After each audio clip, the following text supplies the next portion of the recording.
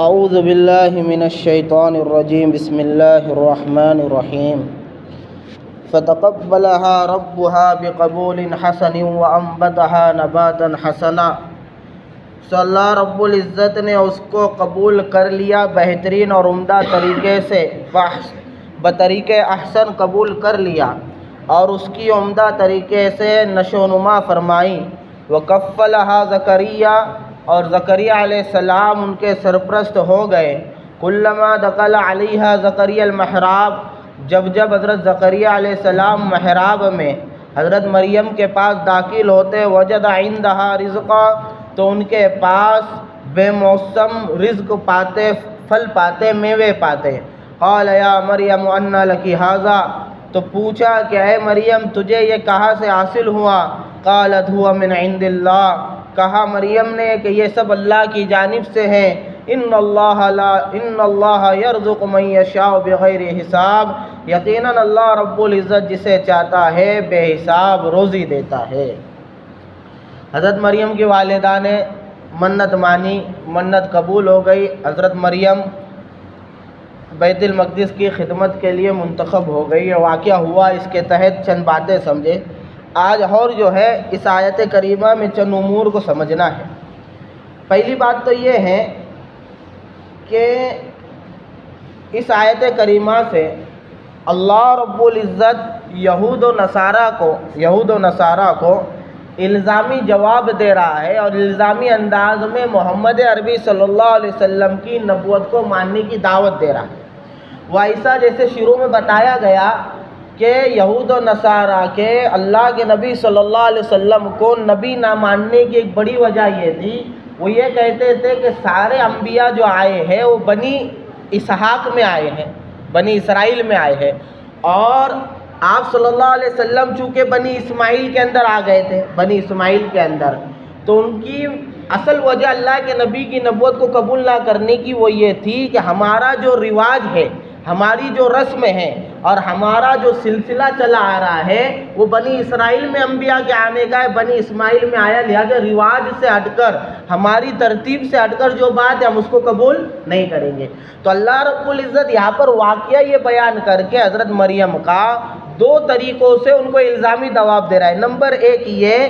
کہ بنی اسرائیل کا رواج کیا تھا کہ بیت المقدس کی خدمت کے لیے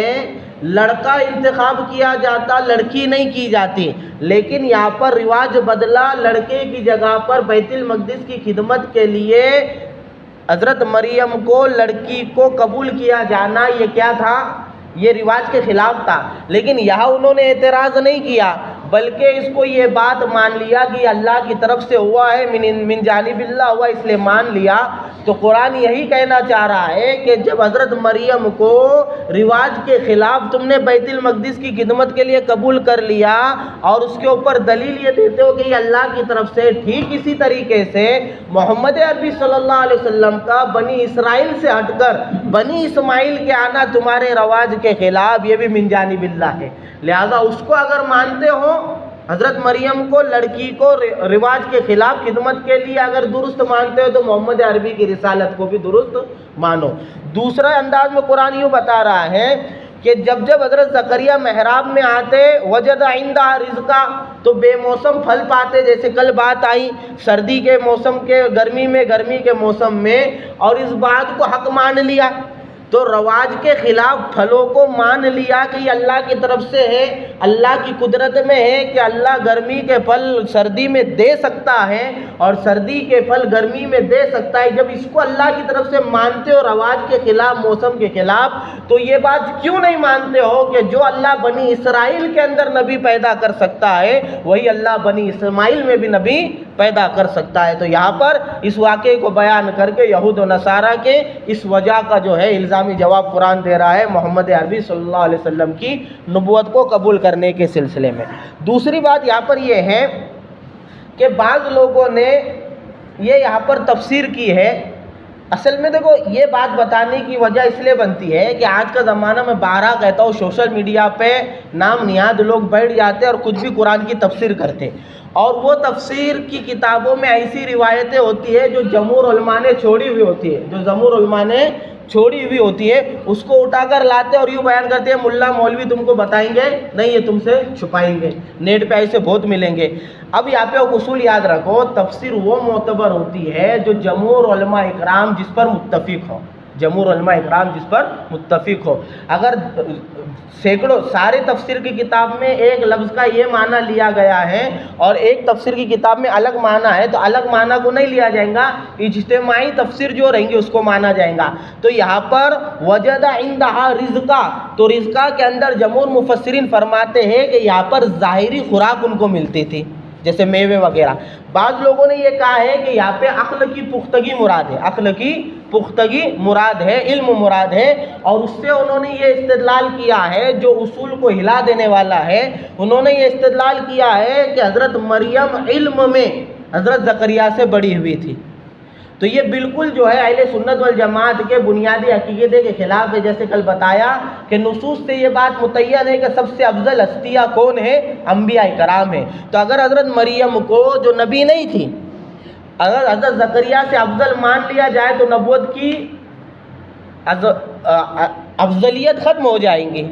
اور دوسرا اگر یہ مان لیا جائے کہ حضرت مریم کو حضرت زکریا سے زیادہ علم تھا تو پھر نبوت کی بالادستی اور نبوت کی جو ہے افضلیت باقی نہیں رہیں گی، کیونکہ نبی میں اور غیر نبی میں، نبی میں اور غیر نبی میں امتیاز والی چیز جو نبی کے مقام کو بلند کرتی ہے وہ نبوت والا علم ہے۔ کیا بولو؟ نبوت والا علم۔ نبی کا علم ہی ہوتا ہے جو اسباب سے بالا تر ہوتا ہے، اور نبی کا علم ہی وہ ہوتا ہے جو دنیا کے پاس کسی کے پاس موجود ہوتا نہیں ہے۔ نبوت ایک حقیقت ہے لیکن اس کی بنیاد نبوت والے علم کے اوپر ہے، لہٰذا جب نبی کے پاس علم موجود ہے تو نبی سے بڑھ کر کوئی نہیں ہو سکتا۔ اگر حضرت مریم کو حضرت زکریا جو نبی ہے ان سے زیادہ علم والا مان لیا جائے تو پھر نبوت کا مقام گھٹتا ہوا نظر آئے گا اور اس سے جو ہے بنیادی عقیدہ ٹوٹ جائے گا۔ لہٰذا یہاں پر رزق سے مراد علم جو نہیں ہے، علم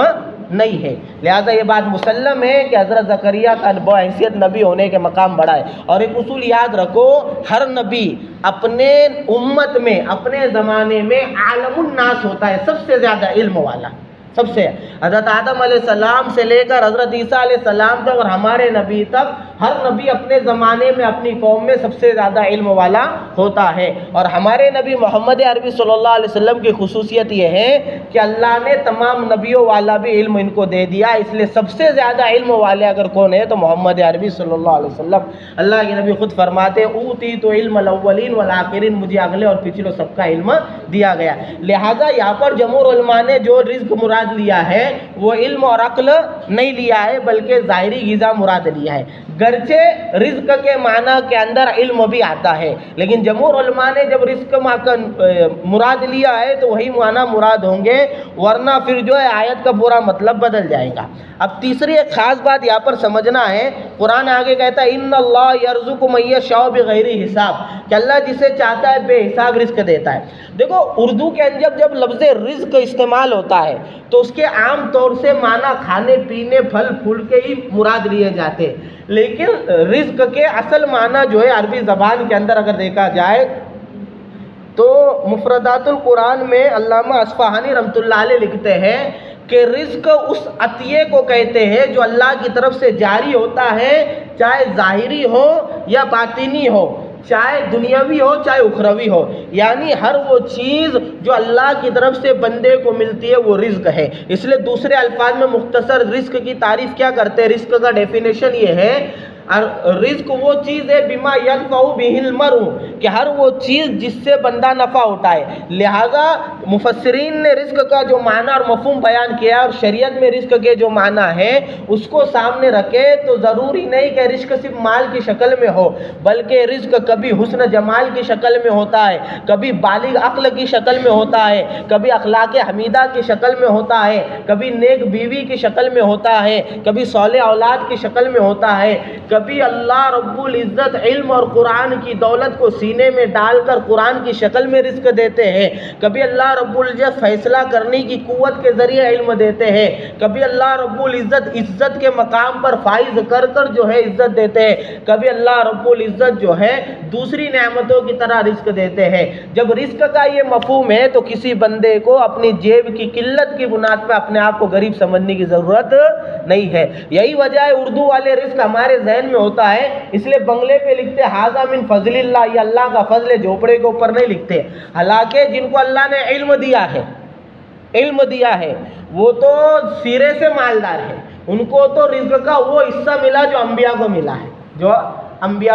ہے، لہذا اللہ نے اچھے اخلاق دیے، حسن جمال دیے، یہ سب کیا ہے؟ رزق کی شکل ہے۔ اس لیے رزق کا بڑا مفہوم جو قرآن نے ادا کیا، تقریباً 100 سے زیادہ قرآن نے رزقہ کا لفظ استعمال کیا، یرزقو رزقا حسنا، اس طرح سے جو 100 سے زیادہ مرتبہ رزق کا لفظ قرآن کے اندر استعمال کیا ہے۔ اور جہاں پر بھی اللہ نے رزق کا لفظ استعمال کیا ہے، سب کو سامنے رکھا جائے تو یہی معنی نکلتے جو مفسرین نے لکھے ہیں کہ رزق صرف جو ہے روزی روٹی کو اور پھل و فروٹ اور کھانے کو نہیں کہتے ہیں، بلکہ ہر اس نعمت کو اور ہر اس عطیے کو جو اللہ کی طرف سے بندے کو ملتا ہے، بندہ اس سے نفع اٹھاتا ہے، اس کو روزی کہتے ہیں۔ اللہ رب العزت ان سب باتوں کو سمجھنے کی، ان پر عمل کرنے کی، ان کی دعوت چلانے کی توفیق